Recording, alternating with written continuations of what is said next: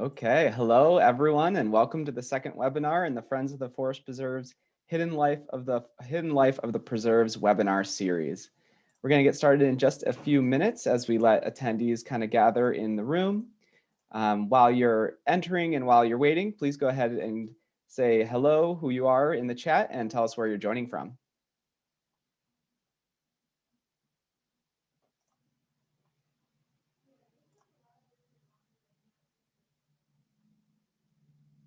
I see Rebecca in the chat from Westchester, Pennsylvania. That's awesome. Thank you for joining.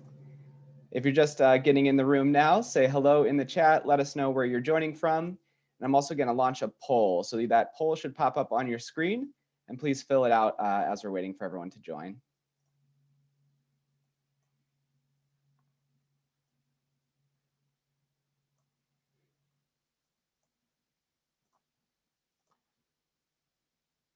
Hello, everyone. We've got lots of folks rolling into the attendee waiting room here. So as you join, please say hello in the chat. Tell us where you're joining from. We've got folks from all over Chicago, Berwyn, Mount Prospect, Evanston, seeing Tinley Park. We had someone from Pennsylvania, Kenosha and Pensacola, some more Wisconsin folks joining. And then a poll should be popped up on your screen as well. So go ahead and take a quick minute to fill in that poll as you're waiting. Thanks again and welcome to the Hidden Life of the Forest Preserves. This is our second webinar in the series, The Hidden Life of the Forest Preserves Spaces to Heal with Gloria Orozco, the Calumet Field Organizer. We've got Suzanne joining from Denver. Welcome, thanks. Chicago, Rogers Park, Kenilworth, Rockford, Elgin, folks joining from all over the county, all over the country. Thanks for tuning in. We're going to take just a few minutes for attendees to join and get things rolling.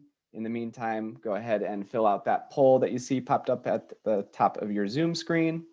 We'll be starting in just another minute or two.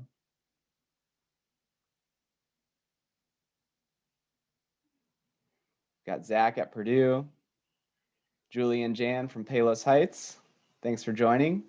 I'm seeing lots of familiar faces in here, some volunteers in the chat box, also lots of new names and new folks. So thanks everybody for tuning in.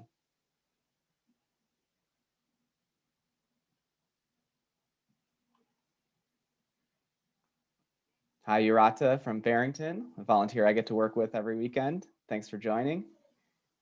Got folks from Chicago, Kenilworth, Lansing, Palos Park, Marietta from Budapest, Hungary. Wow, thanks for joining. Morton Grove, the Tree City, excellent. For those that are just joining here, we're going to get started in just another minute or so. A poll should pop up on your Zoom screen, so please take a minute to fill out that poll, and we have results rolling in. And welcome to the second webinar in the Hidden Life of the Forest Preserves series. We're just going to get started in another minute or two, and thanks everyone so much for joining.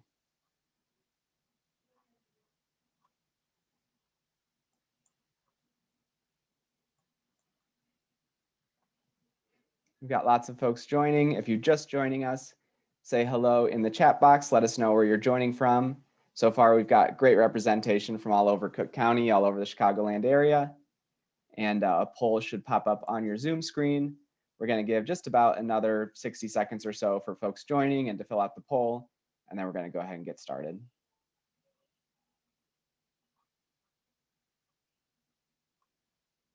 David Hall from Trout Valley, thanks for joining. David came out to a Friends of the Forest Preserve meetup event a few weeks ago, so good to see you again. Jean from Chicago, Ruth from Glenview. Awesome. I'm going to leave the poll up as we get started, so if you're just joining, a poll should pop up on your screen and you should be able to fill that out. But in the meantime, we can go ahead and get started. Hello, everyone. Welcome to the Hidden Life of the Forest Preserve webinar series. We're so glad you joined us this evening and hope you walk away with a new perspective on the ways that the Forest Preserve contribute to our health, all of our health together, and the health of nature around us, and that you feel inspired to explore the hidden world of the Forest Preserves of Cook County. My name is Peter Whitney. I'm the Spring Creek Field Organizer here at Friends of the Forest Preserves. As an independent nonprofit organization, Friends is solely focused on the forest preserves in Cook County, and we work tirelessly to safeguard and improve the 70,000 acres of forest preserves for all of us and for generations to come. Friends unites people to protect, promote, and care for the forest preserves in Cook County. And we're so glad to connect with all of you through this webinar series. Even now, as we get into spring, we're reintroducing in-person small group programs in the field, where it's so great to see you all there. But really excited to continue to offer accessible virtual programming online. And again, just thank you so much to everyone who tuned in. We've been so excited with the response and really are happy to connect with folks all over the county in this virtual way. I'll be starting our program tonight with the Friends Land Acknowledgement Statement. I'll have Gloria switch back over to that slide.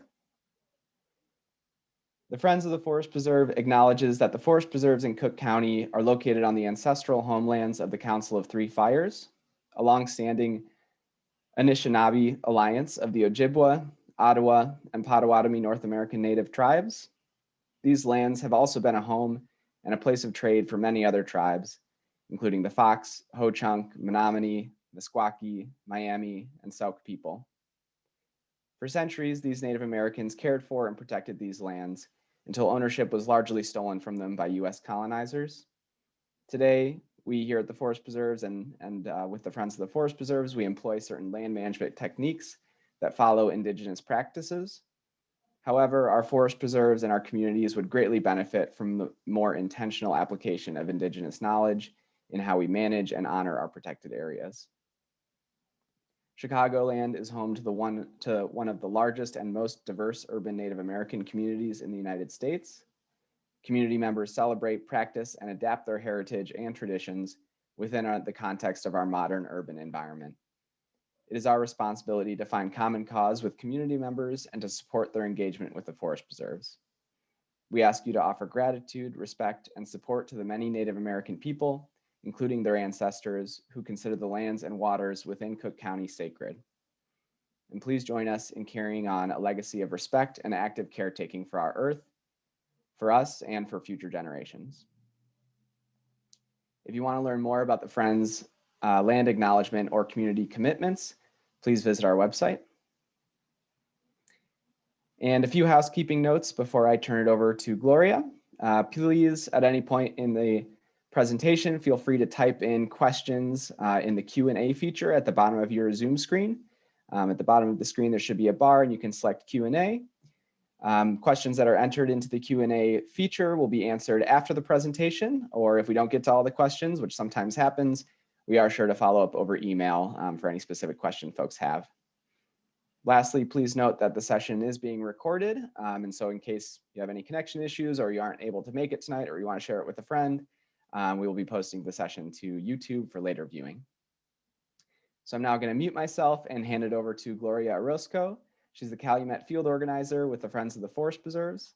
And thank you again, everyone, for joining us tonight, and enjoy. Thank you, Peter. Hello, everyone, and thank you so much for joining us this evening. As Peter mentioned, my name is Gloria.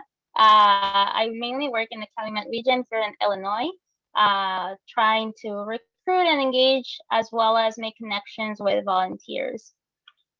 Today, we will be talking about the forest preserves or any natural area around you as spaces to heal. This is an important topic for me for many reasons, but ultimately because it's something I have experienced personally from time to time. I have deep memories of being a child who loved to climb trees and just hang out up there for hours. That shifted when I moved to the city, and it isn't until now that I realized what a huge impact that had on me. I couldn't go to parks without my parents, and we rarely went together because they weren't safe. It wasn't until my sophomore year of high school that I was able to reconnect with that side of me that I miss so dearly. And it could not have come into my life at a better time. I still remember what a hard year that was emotionally, and don't even get me started on junior year. I remember writing about how volunteering in the preserves throughout my school and participating in a conservation summer program saved my life, and that's not an exaggeration. My grades were good. I was in clubs and honor societies, but I didn't feel happy, and I didn't feel like I had a purpose. If I felt isolated then, I can't even begin to imagine how kids and teens have been feeling throughout this past year. Reconnecting with nature helped me find a purpose that I was looking for and reignite my love for being outdoors. I continue finding my place in the environmental field, and I honestly wouldn't have it any other way. Day to day, I get to experience benefits from being outside. I feel the stress of life leaving my body as I walk down trails surrounded by trees and bird calls. I come across a bur oak and I feel its energy call to me. Have you ever experienced something similar?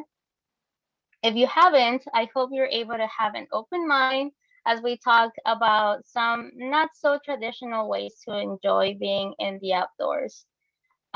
Before we get started, I would like to mention that I am not a doctor or a scientist. Most of what I will be talking about is from experience and from different conversations I've had with volunteers and friends, as well as personal research. Scientific research into the benefits of nature is pretty recent with Western medicine, so it may still be a little bit controversial whether or not there's enough evidence out there to prove these benefits. However, different cultures have known about these benefits and have experienced them for centuries, if not longer.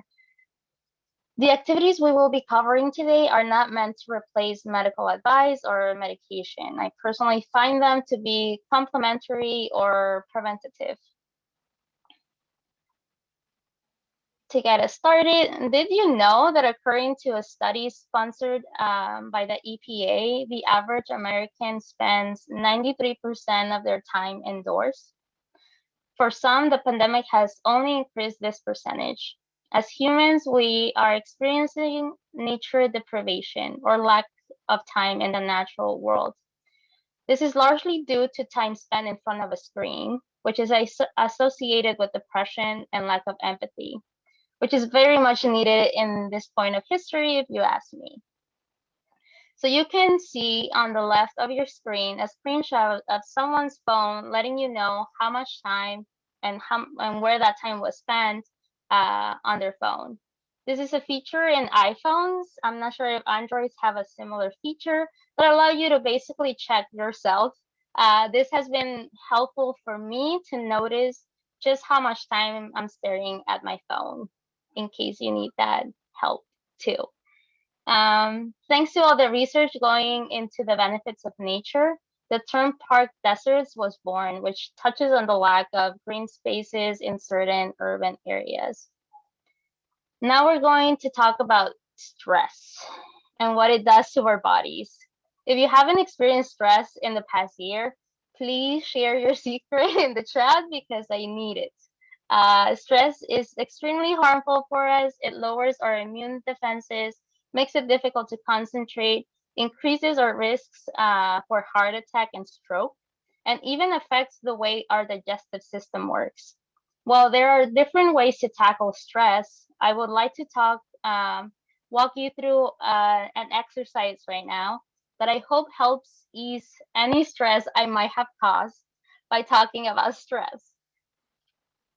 So, if possible, if you're not driving or anything, please close your eyes and imagine you're sitting down under a tree or your favorite spot in nature.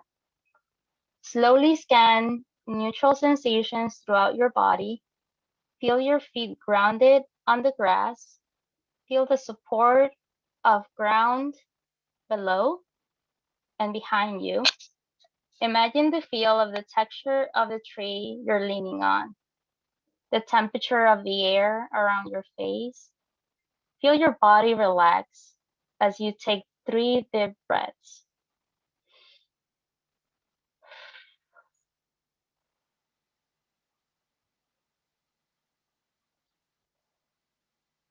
Just try to stay there for a moment.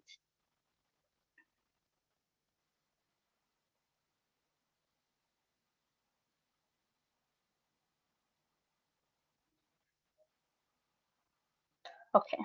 I hope that was able to help you in some way. I was reading that's a good way to just release some of that stress and center yourself back up. So now on to some benefits and healing properties that you can get by spending time in nature or even viewing images of nature. Spending just 120 minutes outdoors per week can help you get these benefits from nature. I won't name them all because there's too many, but some of the ones I have personally experienced are stress and anxiety relief, boost in mood, especially during the winter months, boost of energy, and a calming sensation almost instantly. I've been working from home for almost a year now with a toddler who wants to be the center of my attention at all times. Let's just say, even a few minutes looking out my window or stepping outside does wonders for me. It's as if I hit a reset button on my mood. It's been a lifesaver, as it has been for my little one. Now that the weather is getting better, I make sure to get her outside. I want her to receive all the benefits nature has to offer, and I also find it important to make sure she connects with the natural world and that she understands that we're all part of nature. Nature is not a separate thing. One of the main recommendations out there for parents and caregivers is to get out of their way, meaning let them explore while keeping an eye on them, but allowing for that independent adventure. There are several benefits specifically for kids who have ADHD by spending time out in nature. It apparently helps improve their focus. So, really important to get the kids out. Now, I will share some activities to try, all of which can provide some of the benefits and healing properties of spending time in nature. To start us off, birding or bird watching. I'm fairly new to this, but I have been loving it so far. I have always paid more attention to what's on the ground. I love learning about plants and flowers. Sedges and grasses are a little bit frustrating for me, but there's something about looking up instead, paying attention to what surrounds me, looking at the branches to find where the chirping is coming from, observing their behavior. It's pretty fascinating. So why try it? Well, aside from all the benefits you can receive from being outdoors and going for a walk, it's very accessible. Birds are everywhere, so you can practice this in your backyard, a park nearby, as you go for a stroll in your neighborhood or in a natural area such as a forest preserve. It's also slow paced, so you get to admire the world around you. I personally find it to be very meditative, though I will admit that I sometimes become frustrated when I listen to a woodpecker or owl and I can't find them. I've heard I'll become better with practice, though. To birdwatch, you only need, sorry, give me a quick second. You only need to pay attention to get started. Binoculars are very useful, but you can get started by just going on walks and trying to find them without the binoculars. You can also come out to an organized bird walk, whether that's with an Audubon chapter or ornithological society, or your local natural park district forest preserve. If you're local to Chicago and like bird watching, please share where you usually go do it. If you're outside of Chicago, please also share in case some of our friends want to travel. Friends is actually in partnership with Chicago Audubon Society to have bird walks as well as volunteer work days that incorporate birding along the way. So make sure to contact us if you're interested in participating. Spring migration is getting started. It's just getting started. So this is a great time to try bird watching out. Now, I want to talk about forest bathing. It's mindful time spent under the canopy of trees for health and well-being purposes. Many of you may have done this without even realizing it. I know I have. It's similar to a walk or a hike, but you focus all your senses in the present, listening to the wind passing by, the birds chirping, observing details around you, maybe touching the bark of the trees or feeling the air around you. All this without an actual destination. The goal is to experience and notice nature. I think of it as wandering. I often find myself doing this without even noticing, especially when immersed in a preserve where you can't hear the cars or trains or any of the city noises. It's pretty peaceful and centering. It originated in Japan around the 1980s. It's considered an accessible practice, though I may argue that it's dependent on your location. I wouldn't say you can receive the same benefits walking in your neighborhood than you would at a national area, but that's just me. It's best done without technology, meaning you either don't have your phone with you or it's off or silent. You can also practice forest bathing with a guide or with guidance from an audio recording, such as the Belonging video created for volunteers by Kim Ruffman. Now, I know some of you might be thinking that this is a little bit cheesy or just a stereotype of environmentalists, but please keep your mind open and hear me out. Tree hugging, the act of embracing a tree, no matter how big or small. How many of you have taken the time to hug a tree recently? Believe it or not, in Iceland, the Forestry Service started clearing snow around trees to let people visit the trees and give them a hug. They felt it would be one of the best ways to help people overcome the sense of isolation while the COVID-19 safety measures lasted. A forest ranger shared having a wonderful feeling of relaxation before a new day with new challenges, sort of like the perfect start to the day. I'm definitely a hugger. So you can imagine how much I miss that type of physical contact with friends and even volunteers I have the pleasure of working with. Thankfully, I have my daughter and husband to hug, but I also have the trees. I've always felt a sort of recharge when I hug a tree, almost instantly, similar to the feeling I usually get when I hug my mother. Do you know that feeling? A sense of safety and relaxation comes over me almost instantly. Sorry, give me a quick second. I feel my shoulders relax and my breath begins to slow down. According to the forest ranger in Iceland, there isn't a specific species of tree you should go looking for. However, I do have a favorite, and it's who I usually gravitate towards, the bur oak. I've always thought of them as elders of the trees. I suppose it makes sense I would enjoy this so much, considering I used to spend my days climbing trees as a child.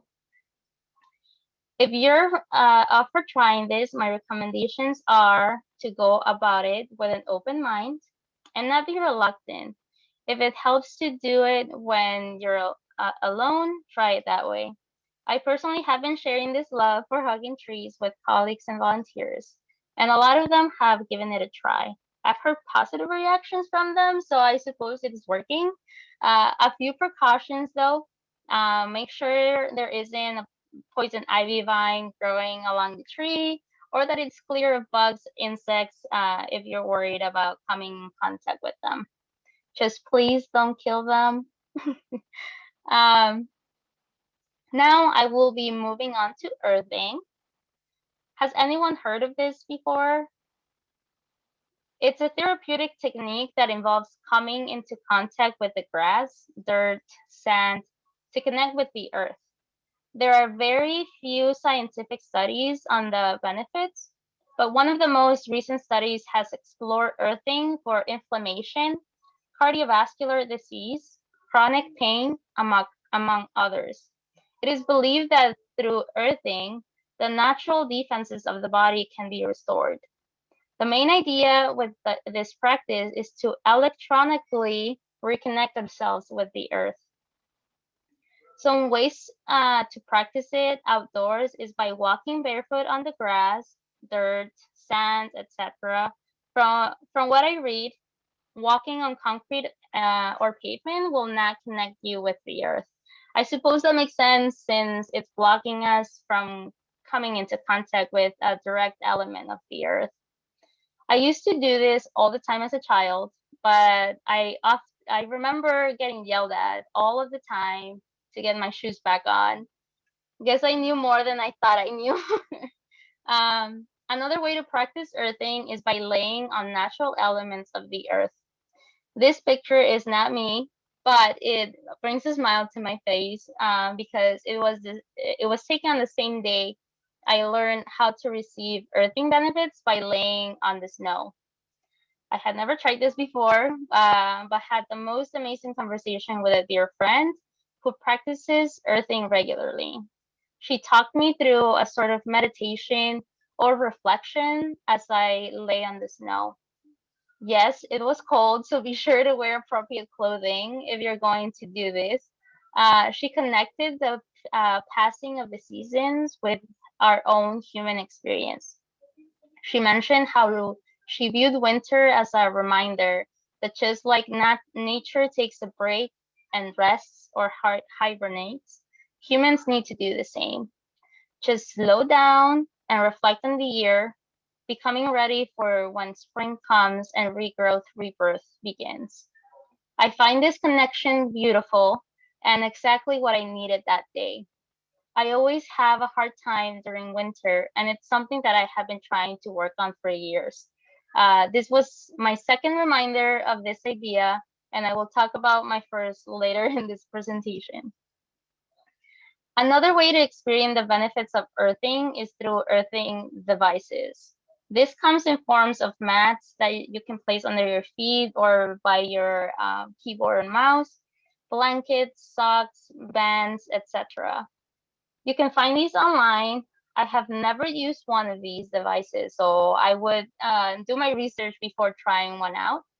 While practicing earthing outdoors is relatively safe, as long as you watch where you're walking, these devices do have the risk of electric shock, so just be mindful of this risk, or just do it the old-fashioned way and take those shoes off and go outside. Now on to volunteering, which is giving your time and efforts in service to a cause. While there are different places you can volunteer, there's something about being able to be in the natural area while volunteering. There are different ways to volunteer at the forest preserves.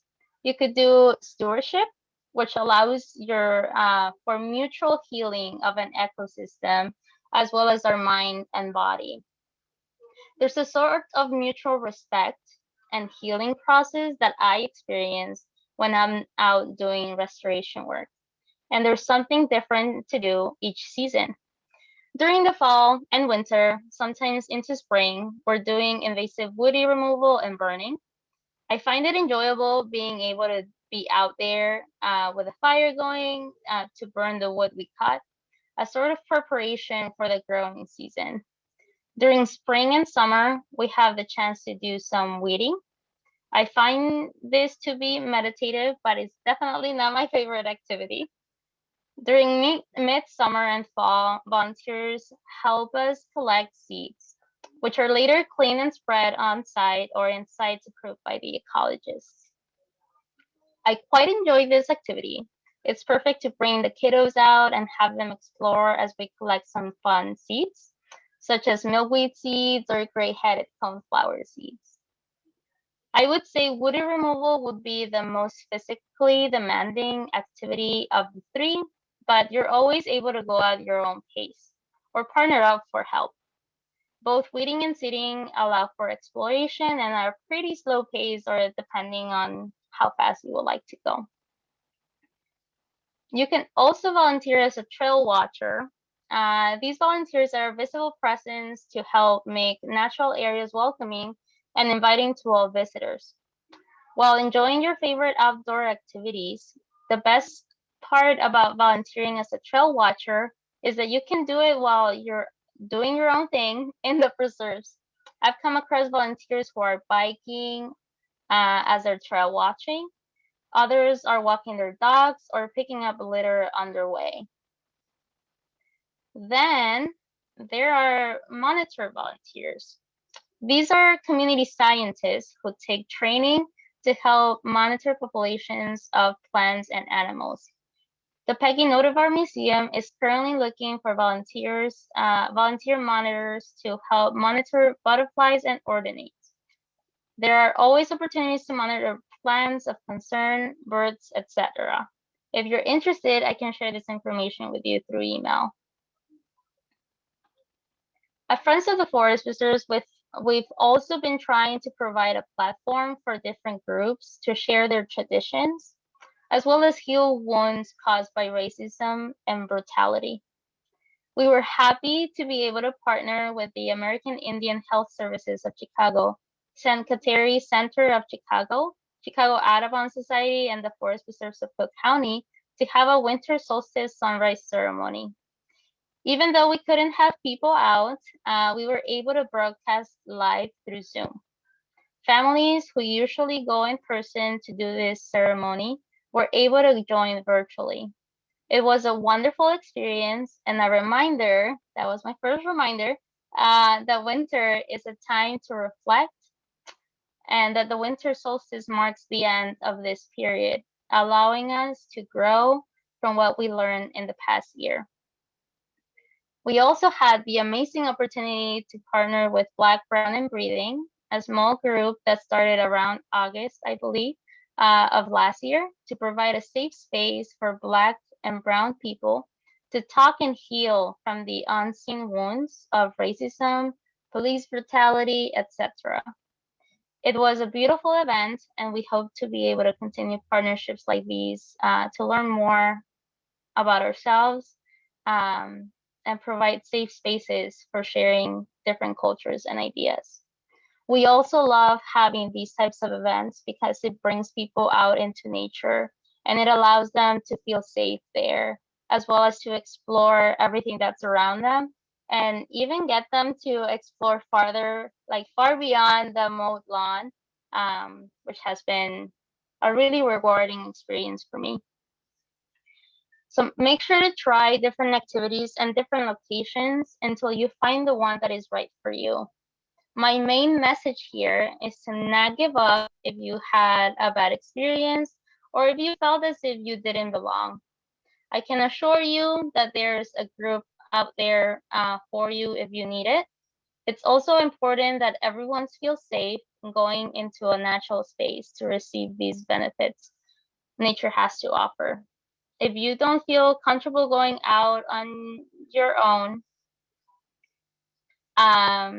you can be sure to join an affiliated group if you identify with any of them, such as Outdoor Afro or LGBTQ plus Out in Nature.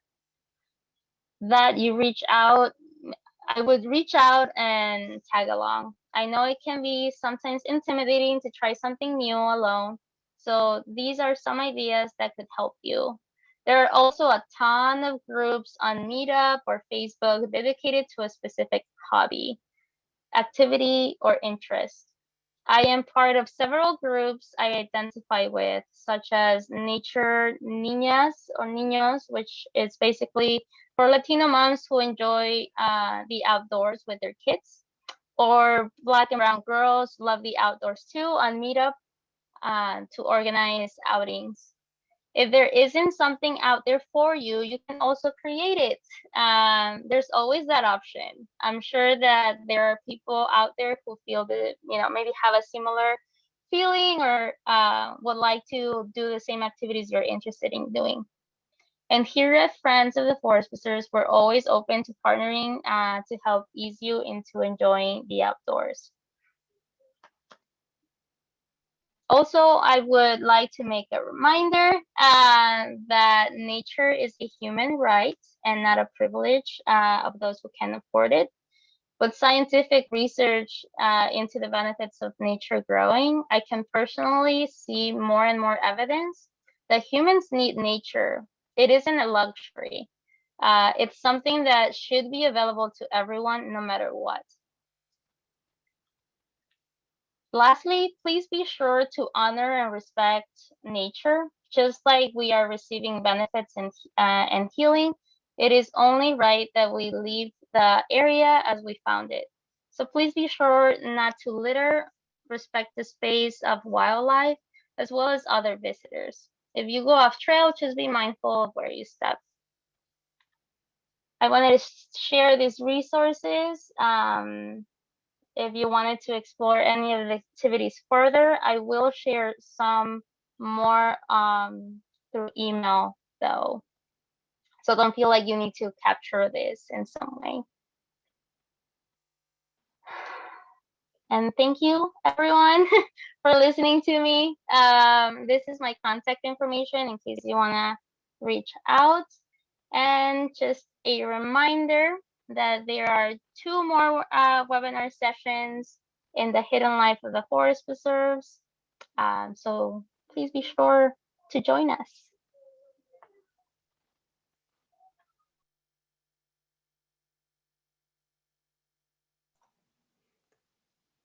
Thank you, Gloria. I am going to launch a follow-up poll as we go through audience questions. But just as a reminder, if anyone does have any questions for Gloria, post them in the Q&A section.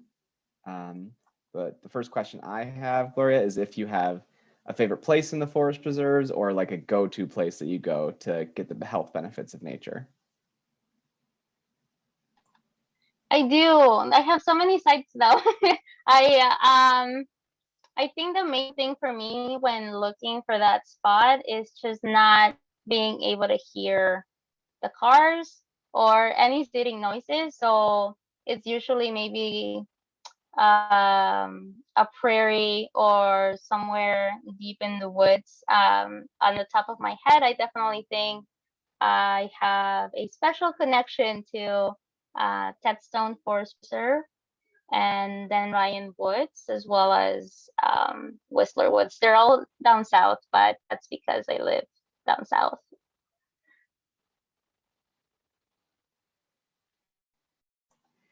And then you mentioned a couple different kinds of activities that kind of are easy ways to access the health benefits of nature.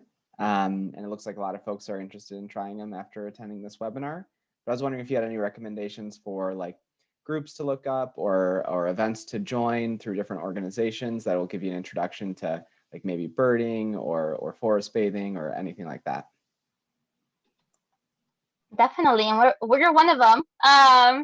So make sure you reach out if you're local to Cook County. I would also recommend going on Meetup, meetup.com. Yeah. There are so many different groups there that explore different topics, whether it's birding or forest bathing or even just hikes or, you know, I think there's a group. I've always wanted to try that, but I never got around to it or something like that. So be sure to go there and maybe put some keywords. If you have any questions about local groups, I would say maybe email me and I can get you the right contact.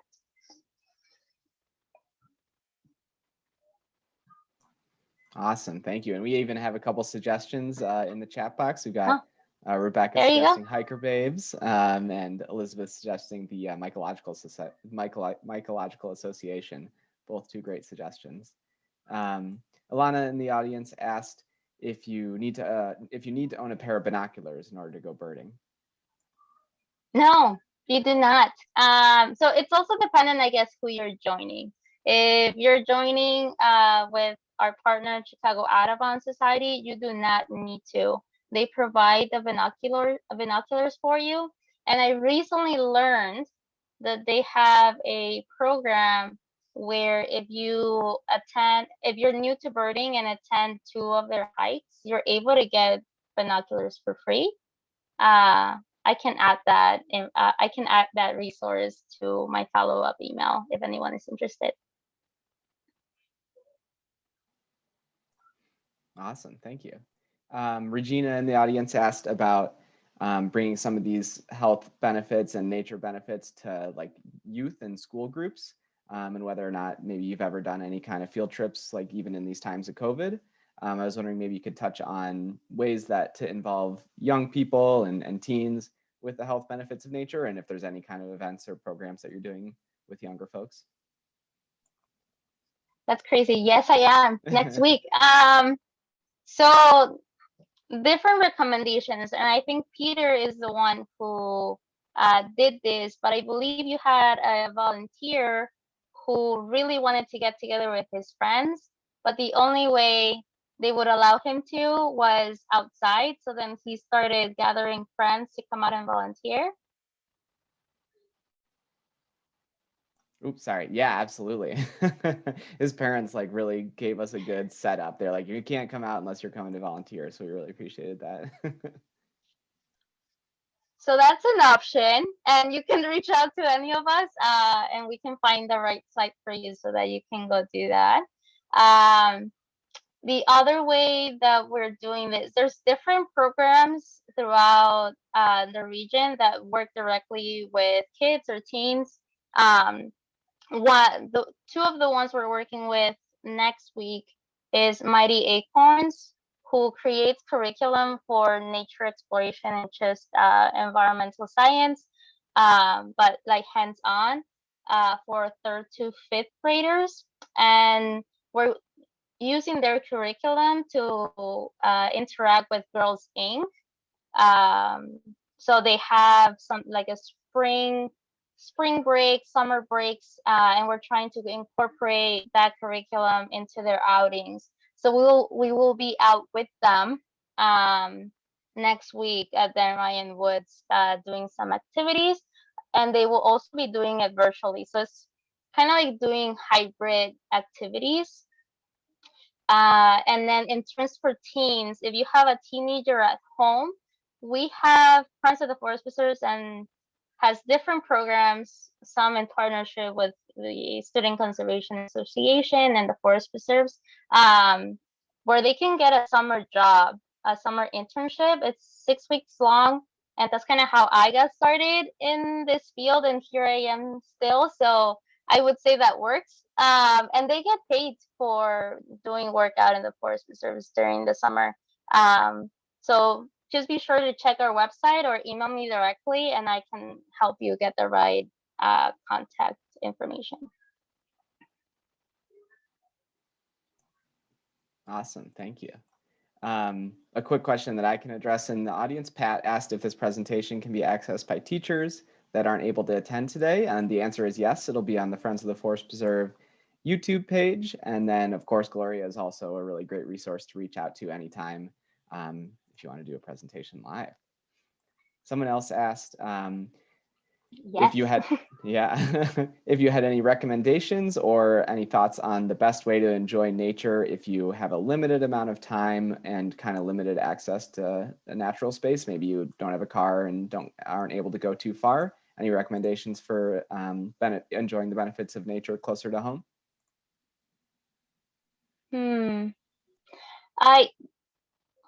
So right outside my window, I have a tree. So I don't know if you have at least a tree nearby, but for me, maybe it's because I already have that like tree hugger instinct in me.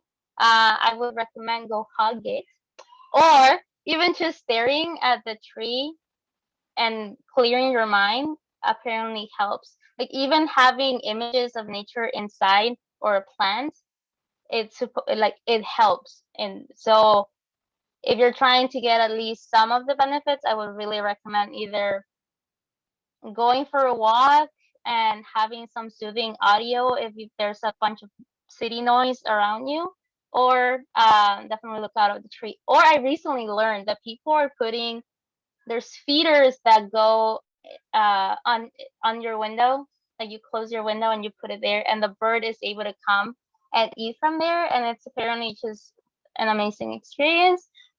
And the squirrels can get to the feeder if you're like on the 2nd floor or higher. So that's a plus because squirrels are mean to the birds and they eat all of their seeds. Nice. Those are some great suggestions. And thanks for everyone who's keeping the conversation going in the chat. Mary made the recommendation for Ted Stone.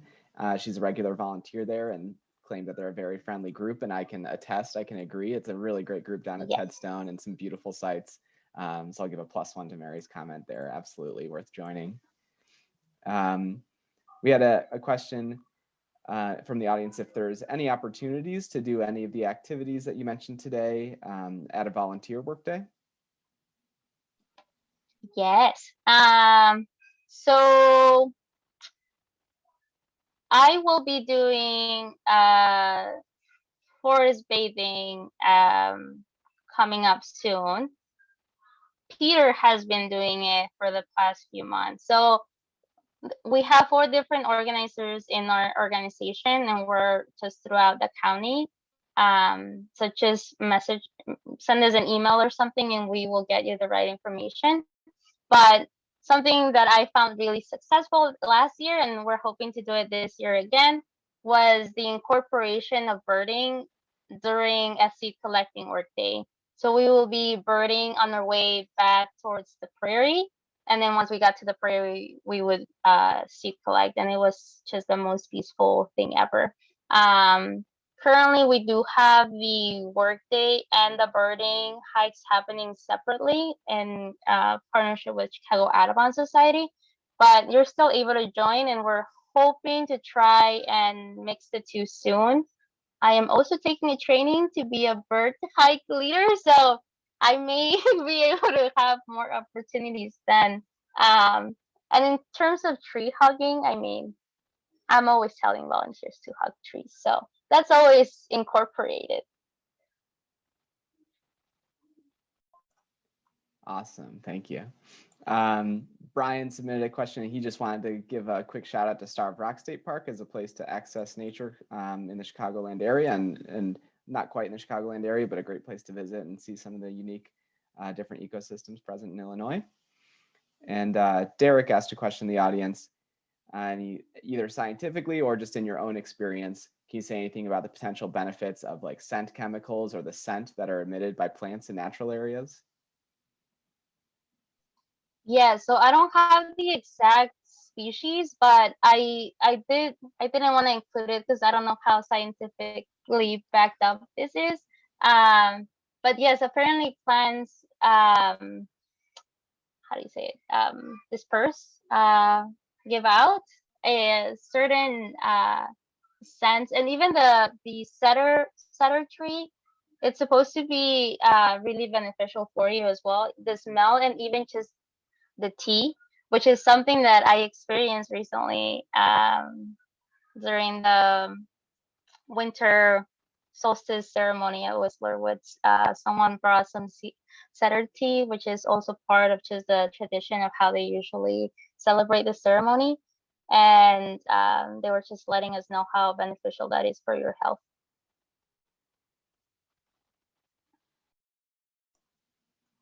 Absolutely. And Jeffrey submitted a question. He also wanted to give a shout out to Skokie Lagoon, a North Branch part of the Cook County Forest Preserves, another really great place to kind of see a lot of different preserves at once, travel along the trail, and experience all the benefits of nature. Elizabeth in the crowd was looking for a little bit more details on forest bathing, maybe some of the benefits or how to try it, and then also where will the forest bathing take place.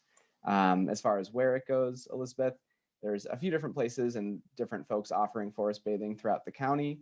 I lead forest bathing's hike at Spring Creek Forest Preserve in the northwest part of Cook County, but I know there's places in Lake County, other parts of Cook County, South Cook County, where they do forest bathing.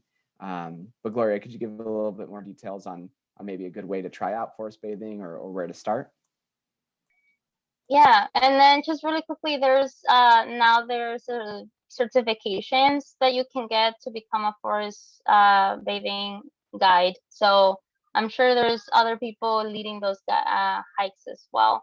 I would recommend, if you're getting started, that you look, and I will share this as well and in a follow-up email, but there's audio available where you go out to a natural area of your choosing, wherever you would like to go, and you start listening to it as you're walking, and they walk you through kind of what your thought process it should be your kind of what you should be doing.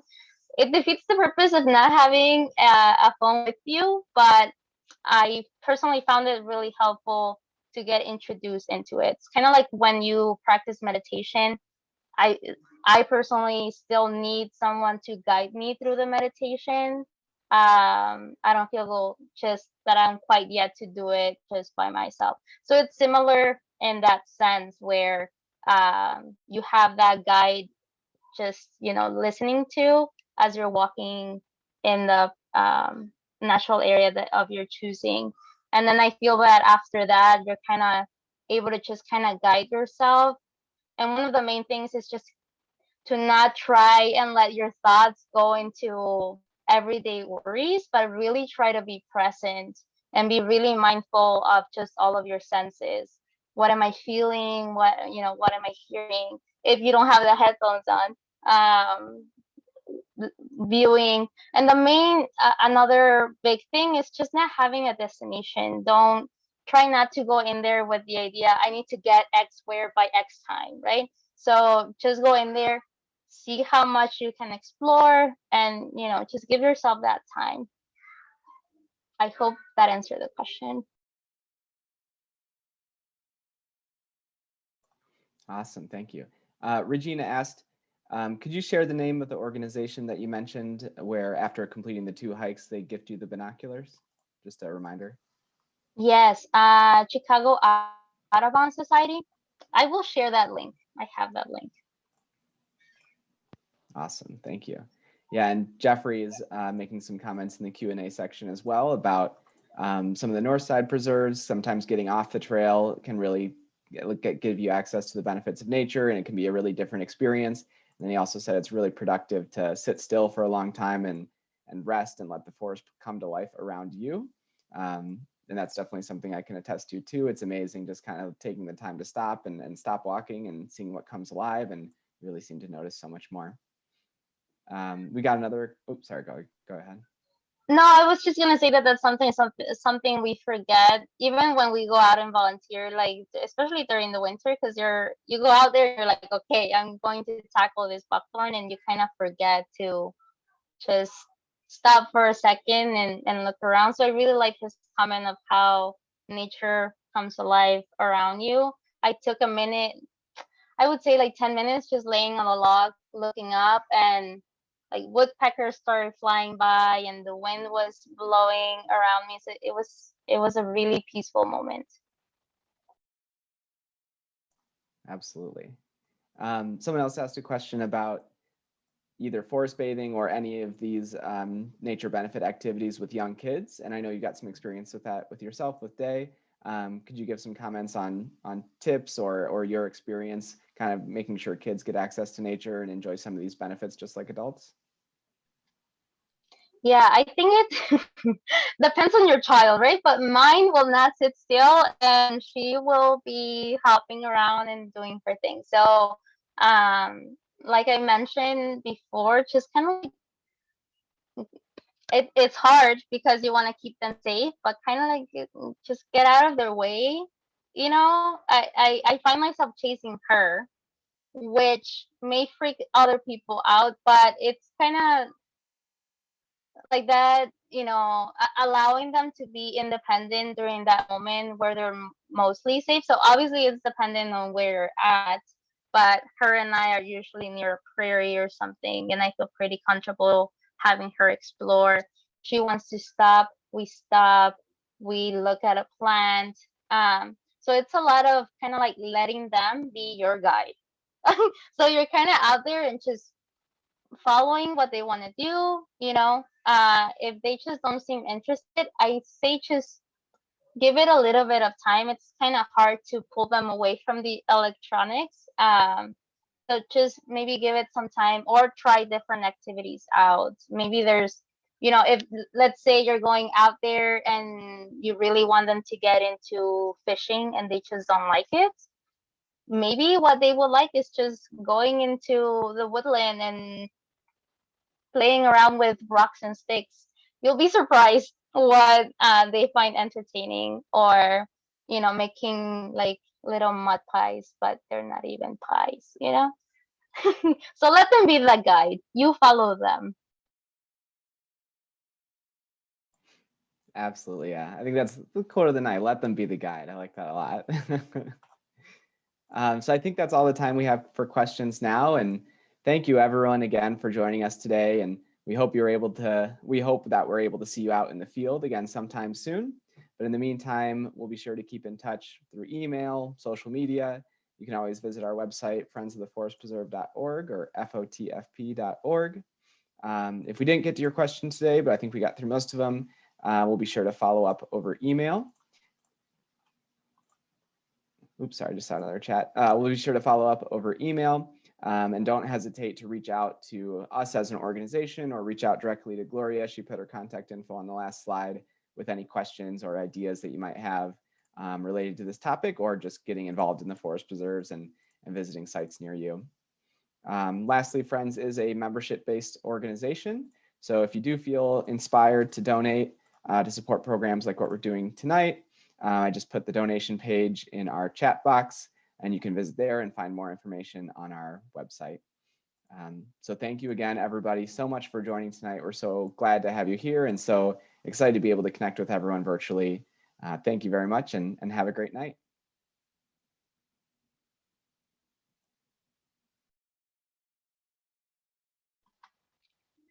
Thank you.